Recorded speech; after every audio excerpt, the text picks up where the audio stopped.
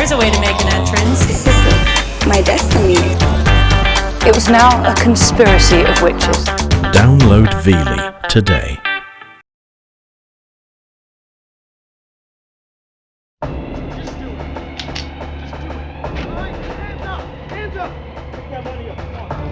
A series of crimes in a small farming community left people reeling in shock and fear. As the hunt for the suspects expanded, they turned to the FBI for help. They traveled over 1,000 miles to find the deadly perpetrators before more innocent victims crossed their path.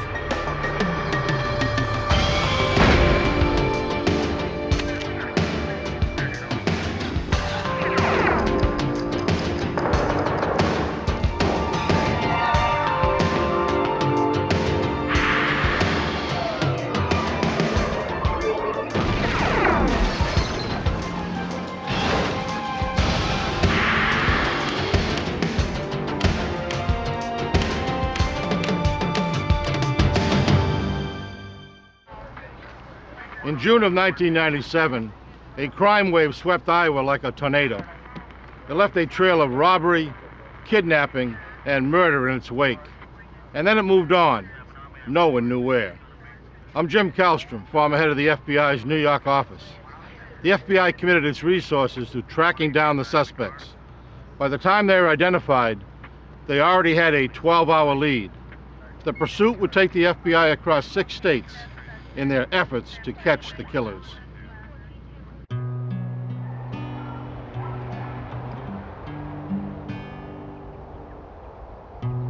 June 11th, 1997, south central Iowa. The farming region, rich with crops and livestock, began to stir as dawn became morning. Most farmhands had arrived hours earlier to begin their chores. But one who never missed a shift without calling had failed to show that day. Her boss, a nearby farmer, became worried when he called and got no answer. Since she lived alone, he went to check on her.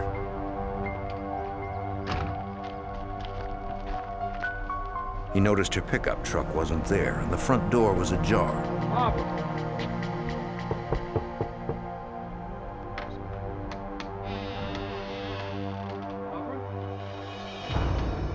Inside, he found the lifeless body of his farmhand, Barbara Garber. Barbara.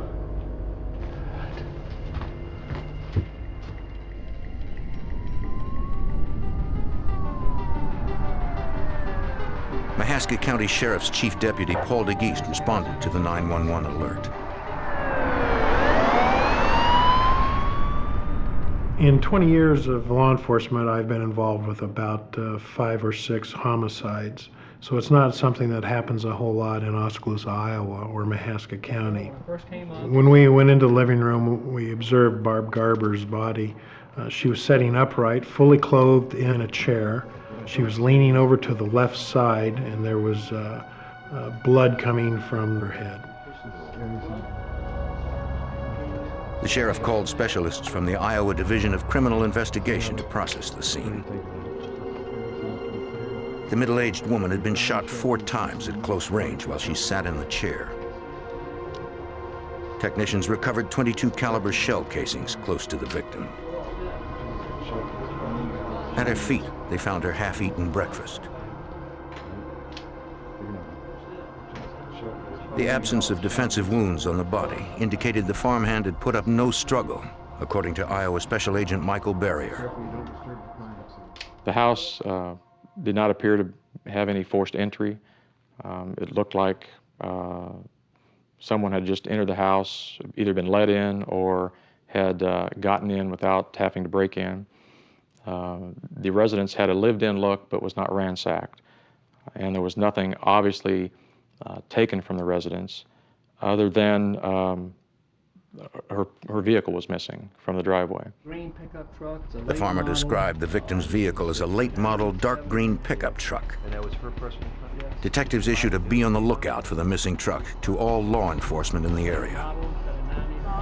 Vehicle, a station wagon? As you were coming down this road? Yeah, coming along this road here. Investigators spoke to her closest neighbor, who lived a quarter-mile down the road. She had noticed something earlier that day when she was on her way to work in the pre-dawn hours. All the way down there. She saw an unfamiliar blue hatchback or station wagon backing out of Mrs. Garber's driveway. But she didn't see who was inside, and she didn't get the license plate. This vehicle was described as a older, not in very good shape, station wagon type vehicle, blue in color. The vehicle was not a vehicle that had been seen at the Garber residence before and was not really associated with the Garber residence, and so we felt that it may be, and probably was, a suspect vehicle. As police were talking to the neighbor, an alert came across the police radio. What you got? Okay, I'll be en route. A bank 5 miles away in the hamlet of Gibson had just been robbed. Deputies from 2 counties responded.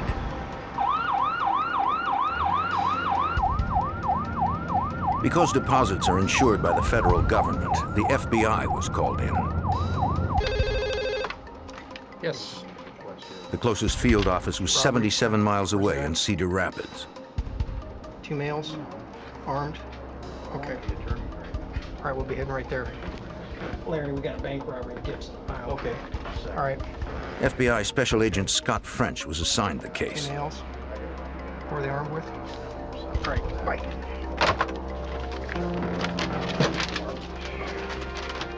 The small savings bank in Gibson had just opened for business for the first time that day to the town's population of 70. Down south here. Right there. It has 1 paved road to the community of Gibson. The rest of the area is surrounded by farmland with a few gravel roads leading away from the community. It would take Agent French over an hour to get there.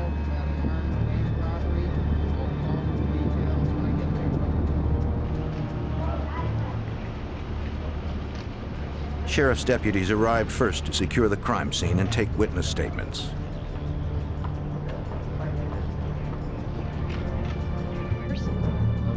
Bank employees told investigators that the robbery had occurred at about 10 a.m. Right. They had no customers at the time, and there was no guard on duty. Only a teller and the manager were inside when the robbery took place.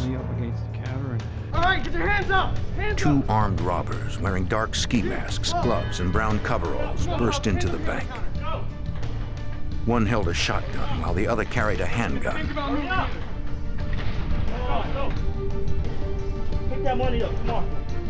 The robbers scooped stacks of cash and banknotes into plastic trash bags. Come on, hurry up! Let's go! No, up against the wall, go, go! They had gotten away with $65,000 in cash. Moving.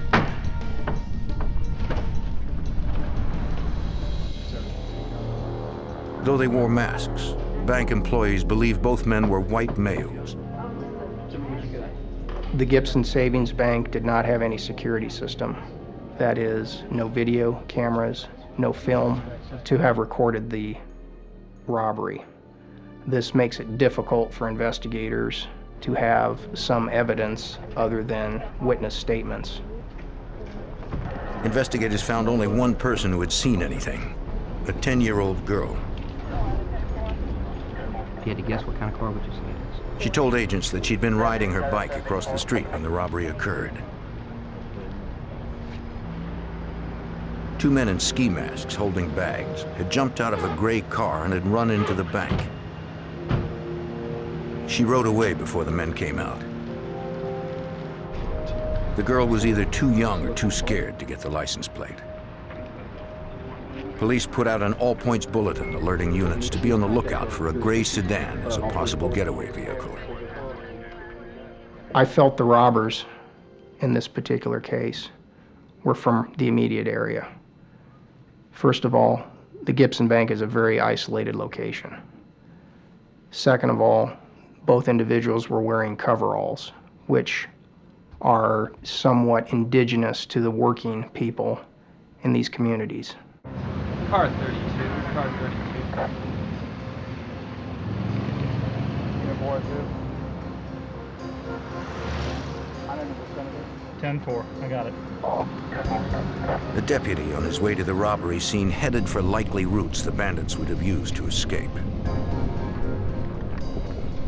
Central, I'm going to check this out. We have a car matching the description. 2.5 miles from the bank, he noticed a gray sedan, apparently abandoned in the middle of a farm field.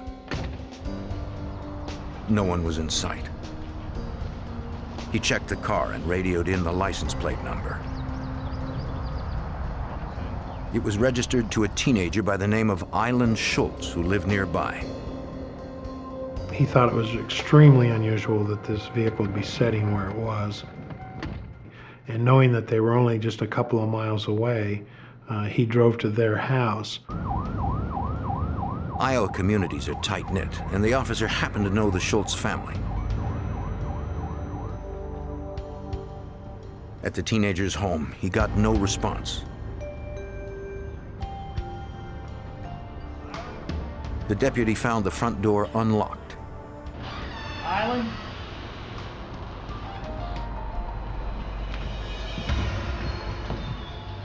Inside, he discovered 18-year-old Island Schultz lying on the floor, shot to death. He radioed for assistance. Mahaska County Chief Deputy Paul DeGeest felt strongly that this second homicide was likely related to both the first murder and the bank heist. We're relatively sure in our own minds that these were all connected. They were in a 5-mile radius of each other.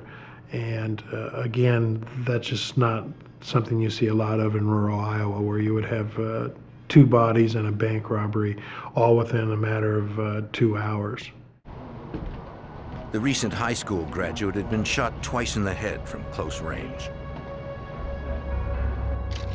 An audio cassette and 2 .22 caliber shell casings, the same caliber found at the first murder scene, were recovered close to her body. Like the earlier homicide, investigators found no indication of forced entry and no defensive wounds on the young girl. Iowa Special Agent Michael Barrier discovered another important connection to the first murder victim, Barb Garber. A neighborhood canvass in the area of the Schultz residence gave us information that a green pickup truck, newer, in good shape, was seen parked in the Schultz driveway at about 9:30 a.m. that morning. That's interesting to us because Barb Garber's pickup is a newer, dark green Dodge pickup truck. And so we believe that after her truck was stolen from her residence, that it ended up at the Schultz residence. And that tied the 2 homicides together. Both bodies were sent to the county medical examiner for autopsy. Analysis of the bullets confirmed what investigators had suspected. Each victim had been killed with the same weapon, a .22 caliber semi-automatic pistol. The FBI and local investigators assembled a command center in the Mahaska County Sheriff's Office. They set up a hotline and contacted the media with a description of the farmhand's late model dark green pickup truck. We occupied a large debriefing room which acted as a command post. We began to collate leads that were coming in from all parts of the community. There was also significant media attention at this point, which increased the volume of phone calls that were coming in. Deputies chased down dozens of leads. One was from a teenager who had seen a green truck that fit the description of the farmhand's pickup. He was in the town of Oskaloosa in the late morning when he noticed the truck drive past with 2 men inside. The witness didn't see their faces and he didn't get the license plate. It wasn't much to go on since that particular truck was so common in the area. We received dozens upon dozens of sightings, most of which turned out to be absolutely nothing. It was just a green 1997 pickup. and everybody that was driving one at some point in time that day in the Mahaska County area was stopped. Everyone except the driver of the murder victim's truck. Investigators fanned out to search the various small towns in Mahaska County for more promising witnesses. They found one who said he noticed something at around 10:30 or 11 on the morning of the crime spree. He saw a dark green pickup truck near the town of Oskaloosa. The witness identified the driver as a local man whom he'd never seen in that truck before. He claimed there was a passenger inside, but the truck pulled away before he could see who it was. The individual who reported it recognized the driver of that truck as being Jamie McMahan, a person that he knew, and knew well enough to have recognized him and was positive that it was Jamie McMahan. He also said that there was a second individual in the truck, but he could not get a close enough look to tell whether it was even a man or a woman, just that there was a second person in the truck. Hey guys, what I want to do is, Don, I want you to take background on Jamie. At the end of the first day, investigators now had the name and face of a possible suspect in the two killings and bank robbery. 22-year-old local Jamie McMahan. Agents and detectives hoped they could catch up with him and his unidentified accomplice before any more lives were lost. On June 12, 1997, the day after 2 Iowa residents were killed and a bank was robbed, the FBI and local authorities had the name of a possible suspect, 22-year-old Jamie McMahan. McMahan was last seen driving a green pickup that fit the description of the missing vehicle owned by one of the murdered women. Investigators believe that an unidentified passenger traveling with him may be an accomplice. Special Agent Michael Barrier of the Iowa Department of Criminal Investigation learned that Jamie McMahan's last known address was at his parents' home in Oskaloosa, Iowa. His parents were concerned to hear from Agent Barrier because they hadn't seen their son since the crimes had occurred. When we spoke to friends and family about Jamie McMahan, we found that he had been a good kid, hard worker, but that in the past few months prior to these crimes, his personality had changed somewhat, that he began to lose weight, that he had stopped working, and that it just appeared that he was having problems. You mind if I Investigators arrived at McMahan's home to search the house and find out more from his parents. This won't take long. We provide us help. Over the past several weeks, McMahan had been spending a lot of time with his 18-year-old stepbrother, Christopher Kauffman.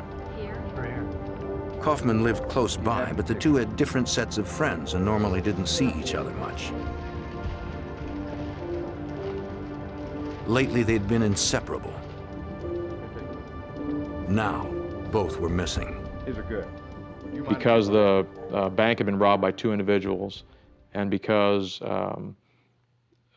the witness had seen McMahan driving a truck with a second individual, we just had to assume that Chris Kauffman was the second person with Jamie McMahan. Detectives interviewed McMahan's friends who remembered seeing him with Christopher Kauffman late on the night before the crimes, driving an old blue station wagon. One friend had lent McMahan the car for the past few months, since the suspect couldn't afford one, according to Mahaska County Sheriff's Chief Deputy Paul DeGeest. This vehicle was a blue station wagon, which would appear to be a hatchback type vehicle if you just drove past the back of it. This would also tie in with the vehicle that the neighbor seen in Barb Garber's driveway earlier that morning. Investigators searched the car, but found no evidence that physically connected McMahan or Kauffman to Barbara Garber's murder. Any unusual behavior? McMahon's friends mentioned that he had always wanted a dark green pickup like the victims, but the sticker price was out of his range. Jamie had an infatuation with this particular type of vehicle. Earlier that year, he had one on order that fit the same as what Barb Garber's was and did not have the money to pay for it, so he canceled the order. His friends added that the day before the murder, McMahon had stopped by with Kauffman to borrow something else.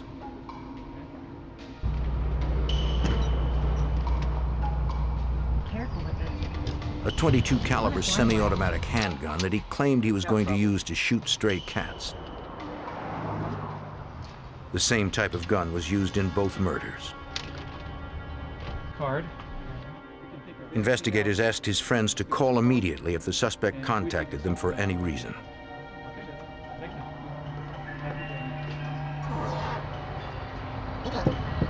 Authorities learned from several other friends that the suspected murderer had recently been abusing the drug methamphetamine. FBI Special Agent Scott French was concerned about McMahon's mental state, since the illegal drug is an addictive stimulant. Abusers of methamphetamine suffer a variety of side effects, one of which is they can be awake for several days. Second is they have loss of appetite. But of a greater concern to law enforcement is they have significantly clouded judgment. They become increasingly paranoid, and they may be easily agitated. A widespread manhunt was launched for the stepbrothers in the dark green pickup truck that was still missing. 5:30, the neighborhood canvas revealed that a small blue car was seen at the Garber residence. Agents and police also notified additional law enforcement agencies and media outlets throughout the Midwest. Warrants for murder and unlawful flight to avoid prosecution were issued for McMahon and Kauffman.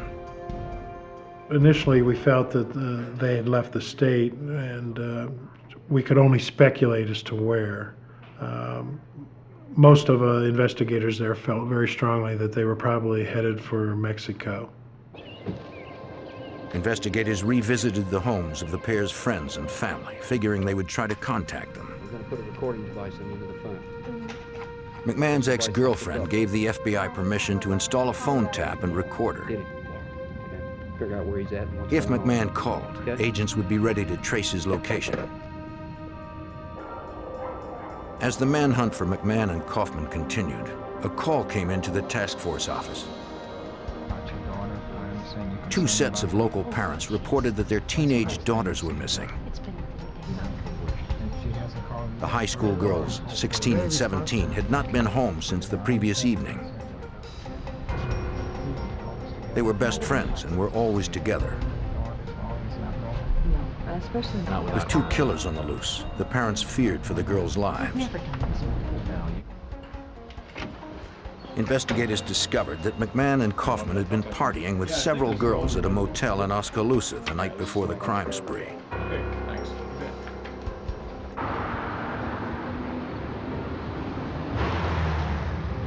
At the motel, a clerk told investigators the girls had stayed overnight and were still in the room on the morning of the crimes.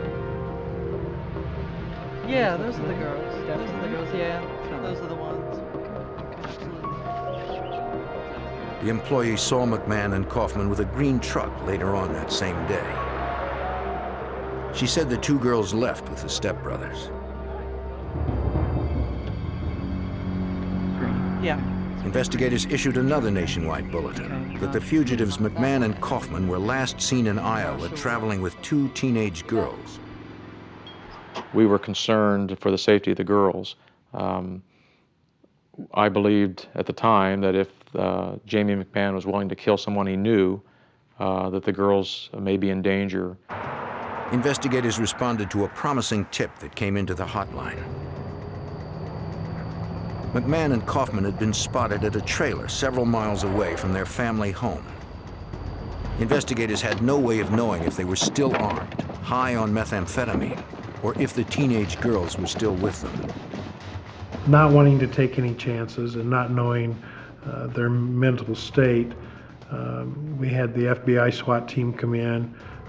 Basically, we surrounded the cabin and came in from several different directions. Heavily armed agents hoped for the best, but were prepared for the worst. Officers yelled for McMahon and Kauffman to come out. There was no reply. The police team stormed in, ready to use deadly force. In June of 1997, the FBI and Iowa investigators stormed a trailer in a remote field on the second day of a nationwide manhunt for 22-year-old Jamie McMahan and his 18-year-old stepbrother, Chris Kauffman. The pair were suspected in 2 murders and robbing $65,000 from a bank. 2 missing teenage girls were believed to be with them.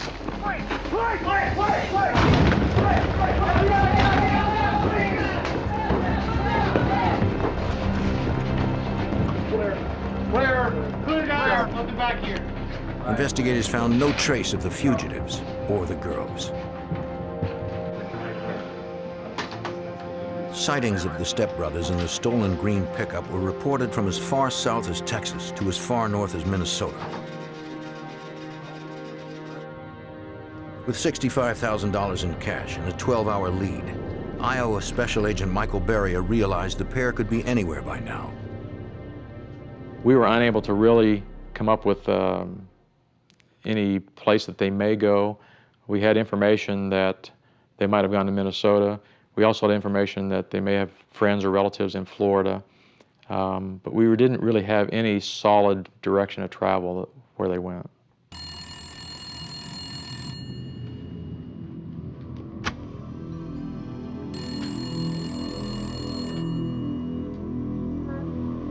Hey, what's up, it's Jamie. After 7 days of searching, the FBI got the call they'd been hoping for. Yeah, they're looking all over the place for you. Agents were ready with a phone tap when Jamie McMahan called his ex-girlfriend. During the call, McMahan asked if authorities had any idea who killed Mrs. Garber and Eileen Schultz. He was fishing for information. He was trying to see what we knew and whether we even knew that they were suspects in the case. And she just told him, you know, what did you do and why are they looking for you? And he became aware quite quickly that he was a suspect and that we did know that they were involved. And he hung up.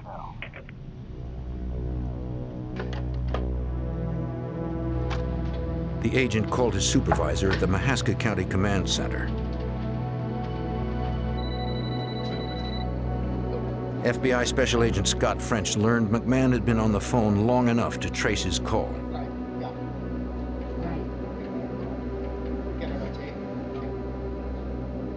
After we received the phone call from McMahan, I began the process of trying to track down the number from where he called.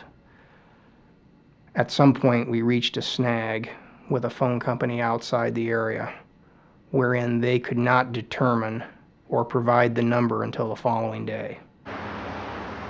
Agents learned that the suspected killer had called from a hotel in Kissimmee, Florida. The employee recognized photos of the 2 fugitives and confirmed the 2 teenage girls were with them. Are they in this hotel? Are they registered here?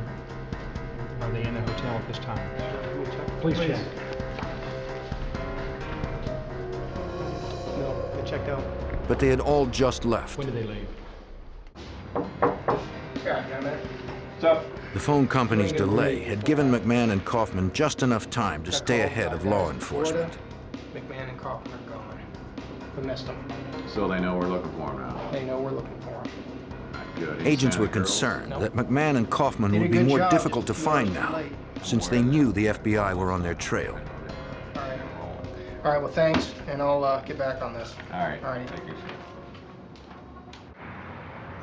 Though authorities had missed McMahan and Kauffman in Florida, the 2 teenage girls who had been traveling with the fugitives returned home safely to their parents. Parents, take a seat, get some coffee. Investigators questioned the girls about the time they spent with McMahan and Kauffman. The teenagers confirmed that they had stayed with the young men at the Oskaloosa Motel on the night prior to the crimes.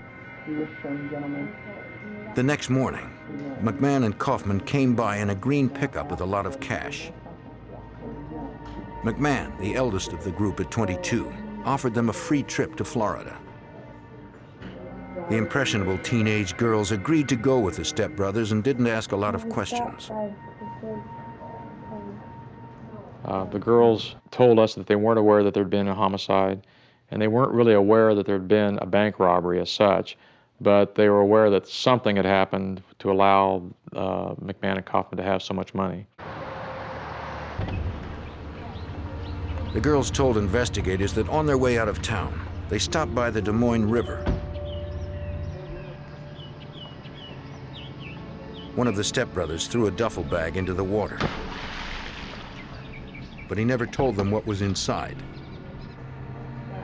After that, the four of them drove south toward Florida. For the first week of this trip with the McMahan and Kauffman, the girls treated it like it was a vacation. They were having a good time. They were eating out. They were going to amusement parks. One of their first stops was in Branson, Missouri. There, the four entertained themselves on carnival rides. The girls said they took photos along the way. They had with them a couple of Instamatic cameras, and we took those cameras and had the film developed, and we had photographs of McMahan and Kauffman, and one picture in particular is of Chris Kauffman sitting in Barb Garber's pickup truck. After their trip to Disney World, the girls said that McMahan and Kauffman finally confessed to them about the murders and the bank robbery. Kauffman had dyed his hair blonde to disguise himself. High on methamphetamine, the armed men also told the girls they wouldn't mind killing them as well. The girls were frightened and told the fugitives they wanted to return home. All right, look, here. McMahan gave them money for a taxi and train fare back to Get y'all Iowa. back home.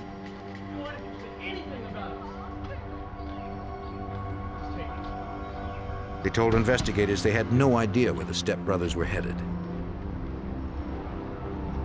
Well, they didn't say where they were going. They just gave us money and we left. Investigators concluded the girls were not involved since they remained at the Oskaloosa Motel when the crimes had occurred. They released the teenagers into their parents' custody without filing charges.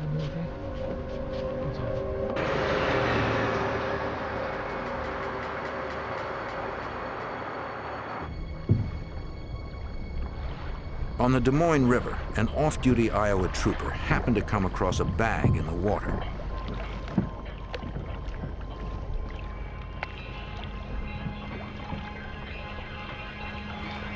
He opened it to find a pair of black ski masks and brown coveralls.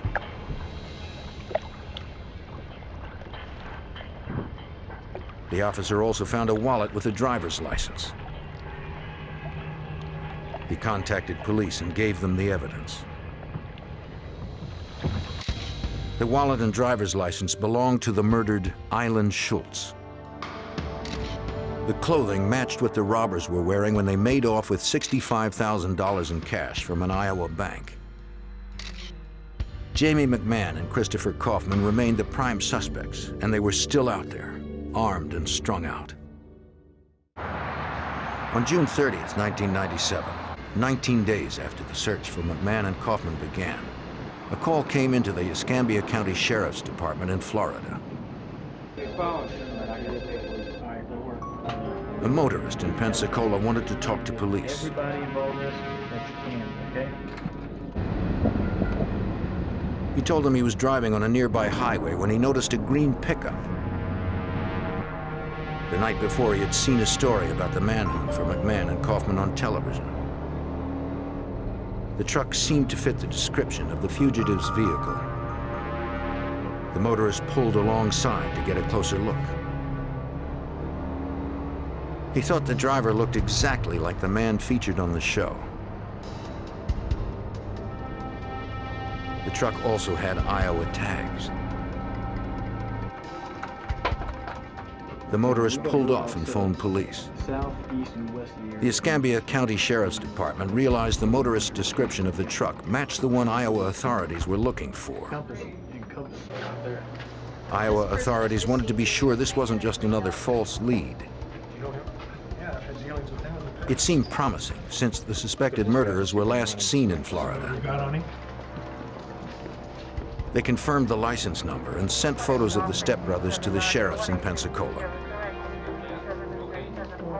That's the same guy I'm thinking of. Iowa investigators alerted them to use caution, since the fugitive pair were considered armed and dangerous. pickup, something you can back over here. You set up roadblocks around Pensacola and all surrounding counties. An urgent be on the lookout was issued for the green truck in the Pensacola area. Deputies searched local roads, shopping centers, and motel parking lots for any sign of the fugitives or the stolen green pickup truck.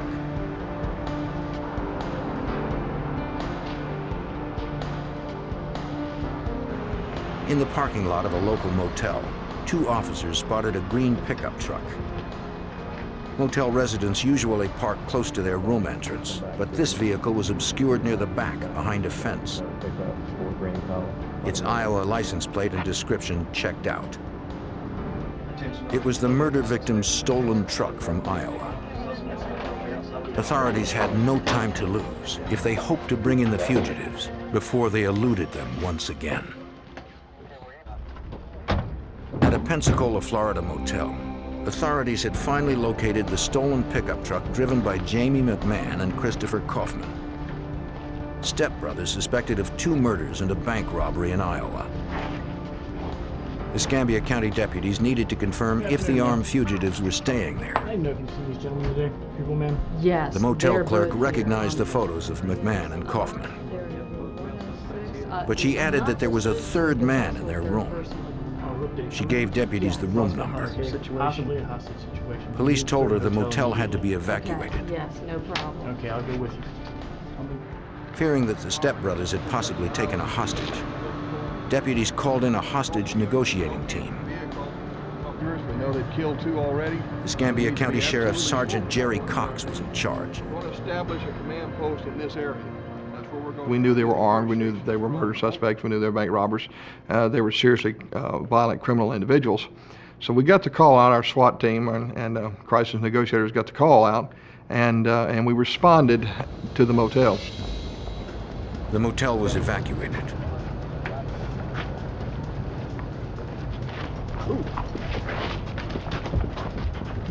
The hostage negotiating team set up an emergency center nearby. SWAT teams took up positions near McMahan and Kauffman's room.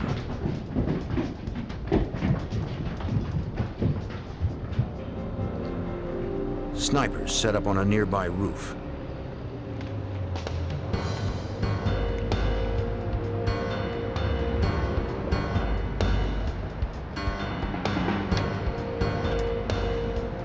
No one knew the situation with the 3rd man or his relationship with the stepbrothers.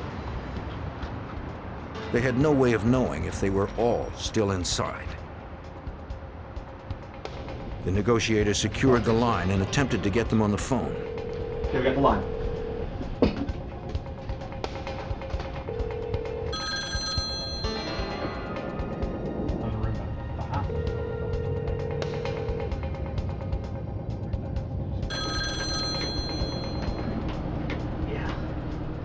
From the man's tone of voice, the negotiator believed he was likely a hostage.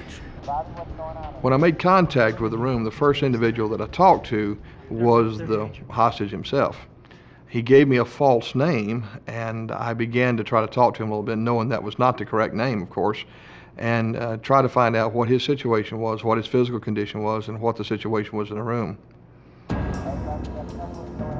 The man said he had just met the fugitives hitchhiking and stayed with them to party for a while. The stepbrothers had been awake for almost 4 days, high on meth, and now they were finally crashing. There's no way. They'll shoot. The man had since become aware they were murder suspects and that they were still armed. He was absolutely frightened out of his mind. He did not know what to do, and he knew that they were willing to take life. They had made statements to him that they would not be taken alive, and therefore he was afraid to make any moves because of what they might do to him. Bobby? The negotiator tried to convince him to leave the room, that the rescue team would be at the door when he emerged. While the man considered what to do, McMahan woke up. Well, yeah, one of them's getting up. But they're, it's cops, man. You guys gotta let me out of here. One of my major concerns was the fact that they were known drug users and had been partying for a number of days. When people are under the influence of drugs or alcohol, when it comes to negotiations, one of the things you have to be aware of is how those chemicals can alter a person's personality and alter their reactions. They might be extremely aggressive. Due to their 3-week drug binge, it became clear to the negotiator that the fugitives were not thinking clearly, if at What are you all. talking to the cops for? Calm down, man. Whoa, calm down. Here. His first concern was to get the third man out safely without more bloodshed. Authorities were all too aware that the situation could turn violent quickly. Paramount in my mind was the fact that if they killed 2 already, and both those murders, based on my information, were cold-blooded, calculated murders with no thought given whatsoever to the consequences, that they could easily do that again. Hold on. Let's shoot everybody. Calm down. Just sit down. Calm down, man. Just hold on. No, man. Put that away. Put that away, man. Who is this? Chill. Calm down, man. Just hold on. Sharpshooters stood at the ready. The negotiator tried to convince them to let the man out of the room before someone else was killed. Shouldn't have done that, man. What, man? What do you want? He's not us. Just no. I'm out. No way, man. Just gonna walk out? There's no way. All right, fine. You don't mean nothing crap to us. Let the hostage go. Man, Chris, let him go. Man. After 2 hours, the armed men finally allowed him to leave unharmed. Here, put your hands on top of your head. Come towards me. Come towards me. Towards me.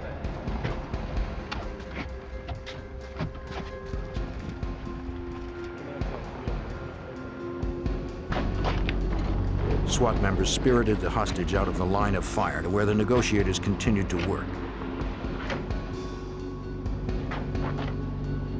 The hostage said he met the fugitives in New Orleans and had been with them for several days. He said they had a lot of drugs and a lot of cash in the room. Somebody a couple days. They only had 1 handgun as far as he knew. I guess. With 2 armed fugitives still barricaded in the motel room, a peaceful resolution did not seem likely.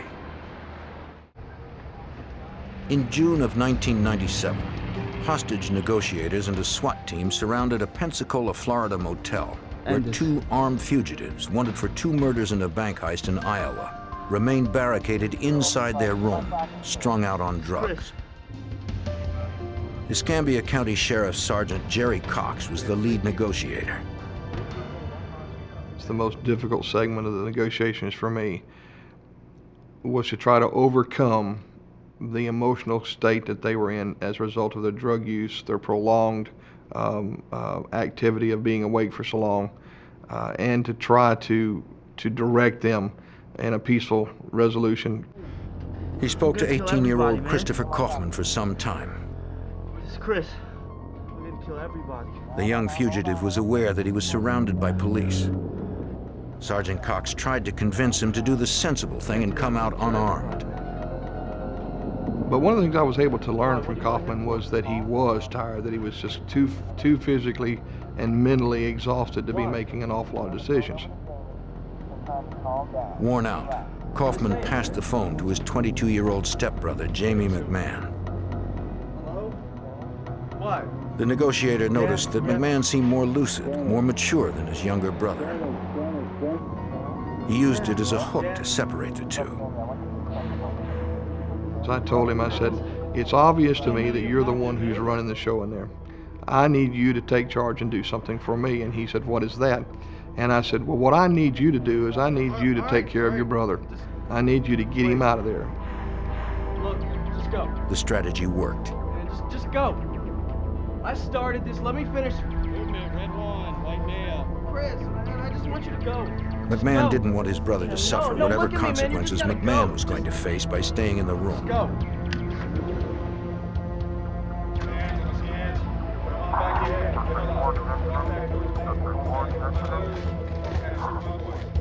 SWAT members secured Christopher Kauffman.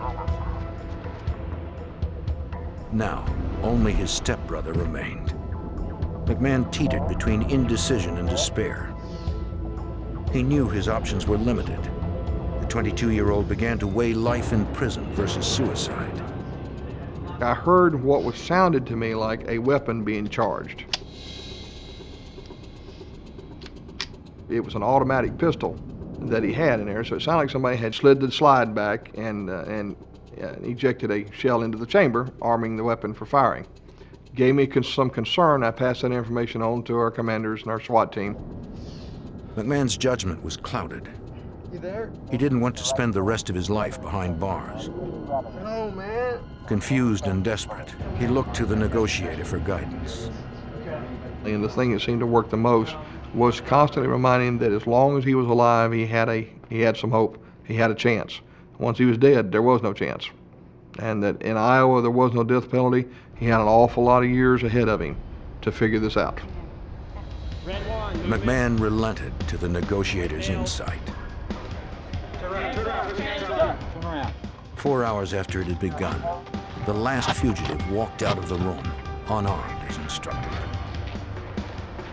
The negotiator was able to defuse the situation without death or injury. Agents secured and searched the motel room. They recovered $29,000 in cash of the $65,000 that was stolen. They also found the .22 semi-automatic handgun. On every table rested empty beer bottles, marijuana, and powdered methamphetamine. Ballistics tests later confirmed that .22 was the weapon used to kill the 2 women in Iowa. Authorities questioned the pair separately. I understand from your brother that you committed both of the murders. No. One of them. Kauffman told investigators it was his stepbrother's idea to rob the bank. To pull off the heist, they needed a car. McMahon already had his eye on the first victim's pickup truck, the truck he initially wanted to use as the getaway vehicle. I think I may have left it at a different friend's house. You mind if I use your phone real quick? Mrs. Garber knew McMahon and allowed the brothers into her house. Man, just put the phone right back down, please. Yeah, please. Look, I got money in the house. You don't Shut up, need man. to, Just sit down right there. Just sit down. Just sit down! Once inside, Kauffman claimed his stepbrother egged him on to kill her. Just do it! All right, do it! He wanted Mrs. Garber dead so she wouldn't report the vehicle missing.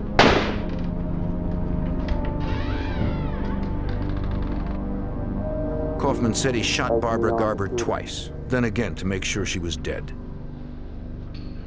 Since McMahon loved her truck so much, he wanted to keep it and steal a different vehicle to use in the robbery.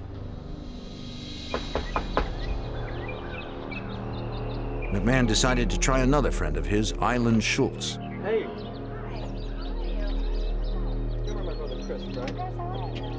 Hey, we're completely out of gas, so can we borrow some money? Sure, no problem. Come on in. You got some. Like Mrs. Garber, their second victim let McMahon in along with Kauffman. The pair claimed they needed money for gas. She lent them $5. That's fine. For now. Yeah.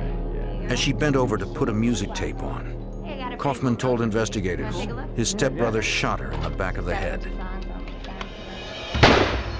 To make sure she was dead, McMahon shot her again between the eyes. The stepbrothers took Schultz's car keys and wallet. Over the next 3 weeks, the pair spent $36,000 on hotels, prostitutes, and drugs before they were apprehended in Pensacola, Florida.